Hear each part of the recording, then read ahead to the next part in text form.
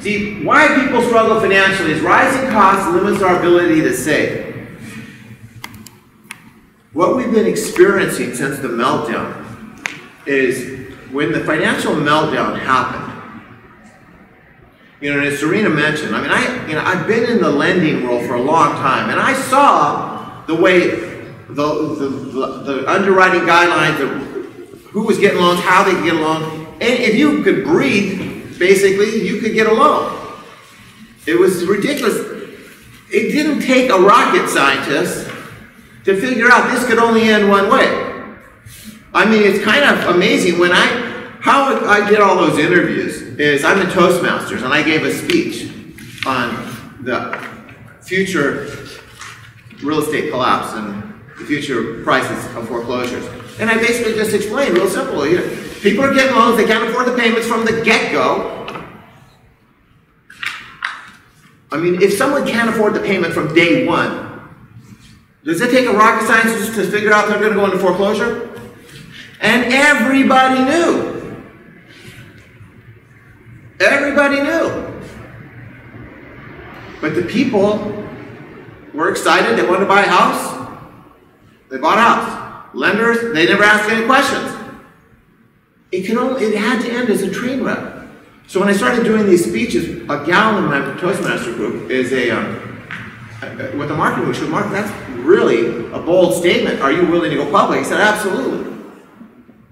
And when I started doing all these interviews and this information got out there, what's amazing today to look back is how few people were having that conversation and how many people looked at me like I was crazy. It wasn't crazy.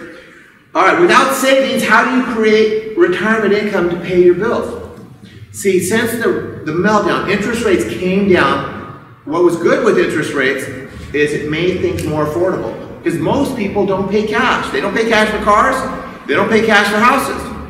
So what dictates whether they can buy something is the payment. Does that make sense? So you drop the payments and they start buying. But what that starts to do is it creates inflation. The Federal Reserve was created like in 1913, and its #1 role was to control inflation. And if you've studied the economy, if you go back into like the 1840s, these kind of financial meltdowns that happened in 2008 used to happen about every 5 to 7 years. It was that frequent.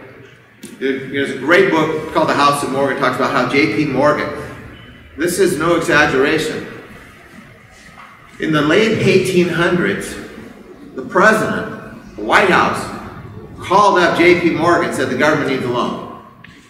He was the wealthiest man in the country. And more money in the government. But these kinds of cycles have been going on for a long time. So that was the point of the Federal Reserve. The Federal Reserve, by design, creates inflation. It fuels inflation because inflation builds wealth. Inflation has always been here, and it's not an accident, it's by design. But you have to understand how it works, and then you have to, either inflation is going to make you rich, or it's going to bury you, one or the other.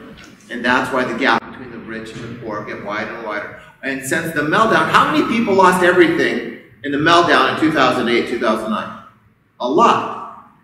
So when the stock market took off and the real estate market took off, how much did they benefit? Zero.